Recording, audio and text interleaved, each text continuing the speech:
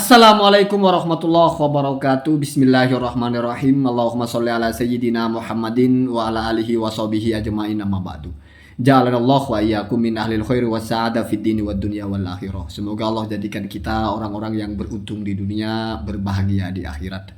Kita menjadi orang-orang yang di dunia ini urusannya lancar dan semakin baik, di akhirat juga mendapatkan tempat berpulang yang terbaik. Amin, Allahumma amin. Saya selalu mengawali konten sebisa saya dengan doa yang sama. Semoga setidaknya inilah yang menjadi bagian terpenting dan paling bermanfaat dari semua konten saya. Banyak yang berpikir bahwasanya ketika saya bilang saya akan hapus konten saya itu seolah-olah karena saya sudah tahu bahwasanya tidak akan pernah ada perdebatan antara Habib Hanif dengan Kiai Haji Imaduddin. Artinya mereka berpikir, yang pro kepada Kiai Haji Imaduddin itu berpikir bahwa Habib Hanif itu tidak mungkin berani atau tidak mungkin ada nyali untuk menghadapi Kiai Haji Imaduddin.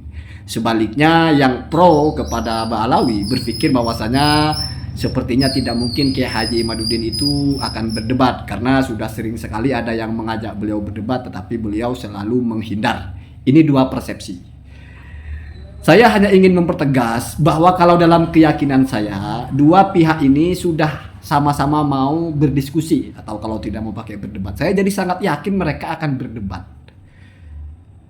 Catat ya, saya sangat yakin mereka akan berdebat dan saya juga sangat yakin bahwa saya nanti pada akhirnya harus menghapus konten-konten saya yang bicara masalah nasab sesuai dengan apa yang sudah saya sebutkan. Itu bukan taruhan ya, tetapi itu adalah semacam janji.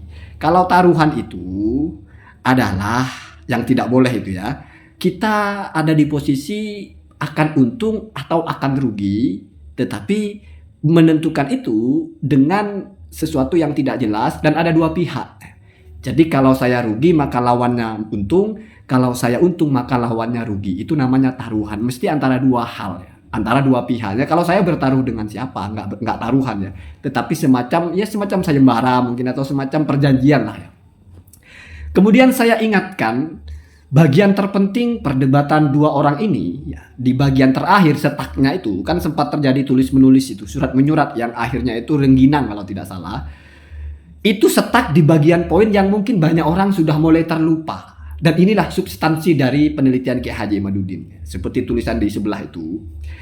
Jadi Habib Hanif ini menyalahkan atau menunjukkan narasi-narasi yang menyatakan bahwa kesalahan mendasar dalam penelitiannya Kiai Haji Imaduddin itu adalah karena meminta kitab yang sezaman untuk keabsahan nasab Ba'alawi. Kalau saya menanggapi itu pribadi, ya saya juga menyalahkan Habib Hanif ketika mengatakan Kiai Haji Imaduddin itu meminta kitab yang sezaman, titik ya. Kenapa? Karena kenyataannya Kiai Haji Imaduddin itu bukan meminta kitab yang sezaman, titik, enggak. Tapi itu satu ya, atau disebut primer, atau artinya ada alternatifnya yaitu sekunder, kitab yang paling mendekati. Lalu catatan paling mendekati itu apa maksudnya Kiai Haji Imaduddin? Ternyata tidak berkaitan dengan berapapun jaraknya. Selama ada kitab yang paling dekat dan dalam kitab itu menjadi sumber untuk mengisbat, maka itu dipakai. Kalau setelah kitab yang paling mendekati ini ada kitab lagi yang bertentangan dengan kitab sebelumnya, maka tidak boleh.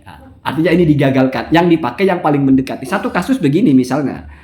Ketika Ubaidillah itu dinyatakan sebagai putra Ahmad, kitab sezaman tidak ada. Apakah lalu tertolak? Enggak, belum tertolak sebetulnya.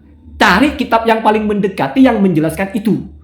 Ternyata ada kitab yang paling mendekati yaitu Asy-Syajarah Al-Mubarakah. Ya, Ahmad ini kan 345. Asy-Syajarah Al-Mubarakah itu kan juga jauh jaraknya, 250-an kan, 250 tahun kan. Tetapi ini juga memuat informasi yang menyatakan putra Ahmad cuma 3. Muhammad, Husain dan Ali. Berarti ini menjelaskan bahwa tidak ada yang namanya Ubaidillah atau Abdullah. Itu loh. Ya. Jadi memakai sumber primer tidak ketemu Ubaidillah atau Abdullah, memakai sumber sekunder pun ternyata tidak ketemu. Berarti dua sumber ini sudah kuat. Sehingga ada kitab abad ke-8 misalnya memakai punya Al-Janadi itu, atau ada kitab abad ke-9 atau abad ke-10 misalnya As-Samarqandi itu menyebutkan ada putra Ahmad lagi selain yang 3, maka ditolak. Dan sebetulnya, perhatikan tulisan sebelah, kamu baca ya, saya urai itu saja. Seandainya kitab abad ke-8 atau abad ke-9 atau abad ke-10 ini tidak bertentangan dengan kitab abad ke-6 yang paling mendekati atau abad ke-7 ya, Asy-Syajarah, maka ini bisa dipakai. Itu teorinya Ki Haji Imaduddin begitu ya. Teorinya begitu ya. Walaupun tentu saja Ki Haji Imaduddin sudah mengatakan ini metode standar dalam sejarah atau menganalisa tokoh versi sejarah. Artinya metode sejarah ketika ingin mengkonfirmasi tokoh gitu ya. Jadi bukan ilmu nasab sebetulnya. Soalnya kalau kita bicara ilmu nasab itu tidak pernah ada pembicaraan kitab sezaman. Tetapi kalau saya pribadi, yang namanya penelitian mungkin Ki Haji Imaduddin ingin mengkombinasikan ilmu nasab dengan ilmu sejarah. Jadi orang-orang yang tertulis dalam kitab nasab itu ingin dikonfrontasikan dengan analisa sejarah gitu ya. Sehingga ada Gus Rumel itu yang menjawab tantangan itu ya, tentang sejarah itu. Tetapi yang perlu diingat adalah masalah intinya itu bukan soal berapa jaraknya. Tetapi harus ada yang paling mendekati dan itu yang dijadikan patokan gitu. Ketika tidak ada kitab sezaman tentang putranya Ahmad itu siapa saja ya, maka tunggu kitab mana yang muncul paling mendekati. Ketika yang muncul paling mendekati ini misalnya memberikan tambahan kepada kitab sebelumnya dan kitab sebelumnya tidak ada penolakan, maka ini dipakai. Kasusnya begini, Al-Ubaidili, Al-Omari, Ibnu Toba ya, kitab Al-Majdi, kitab Al-Fahri, bahkan termasuk juga kitabnya Al-Muntakil atau Labiyah, itu kitab-kitab yang zamannya dekat dengan bahkan yang sezaman lah dengan Alwinya itu, dengan Ubaidillahnya itu. Di sana cuma menyebut satu dari anaknya Ahmad, yaitu Muhammad, tapi tidak mengatakan apakah punya anak lain atau tidak. Jadi kata Ki Haji Imaduddin masih kemungkinan punya anak lain gitu loh. Lalu muncul kitabnya yaitu Asy-Syajarah Al-Mubarakah yang paling mendekati. Ya. Kenapa paling mendekati? Karena dari abad ke-5 ke abad ke-7, cuma 2 abad jaraknya. Di mana di sini ada tambahan 2 nama dan ini diterima. Kenapa diterima? Karena nggak bertentangan dengan sumber-sumber sebelumnya. Loh, kok nggak bertentangan? Kan sumber sebelumnya tidak menyebut. Iya, memang tidak menyebut, tetapi tidak mengatakan bahwa anaknya hanya satu. Saya ingin bahasakan ini ringan sekali ya. Karena sumber-sumber sebelumnya tidak ada yang memastikan anaknya berapa, lalu ketika ada kepastian anaknya berapa, dan ini paling mendekati, artinya tidak ada kitab yang lebih mendekati dari ini, dari Asy-Syajarah ini, maka ini yang dipakai. Oh, berarti putra Ahmad itu cuma 3. Muncul abad setelahnya, putra Ahmad lebih, maka ditolak karena bertentangan dengan ini, dengan Asy-Syajarah. Jadi misalnya Asy-Syajarah tidak ada, kemudian muncul nanti putra Ahmad ada 3 atau ada 4 atau ada namanya Ubaidillah, itu bisa diterima. Otomatis diterima. Kenapa? Karena itu masuknya sekunder. Loh, tapi kan jaraknya jauh. Nggak apa-apa. Baca tulisan Ki Haji Imaduddin. Seandainya kitab abad ke-8 itu tidak terhalang oleh kitab abad ke-7, yaitu kitabnya Asy-Syajarah, maka ini diterima. Jadi cara memverifikasinya begitu ya. Jadi poinnya di situ saja ya. Poinnya di situ. Kekuatannya di situ. Ini akan terjawab dengan tuntas apabila 2 hal saja.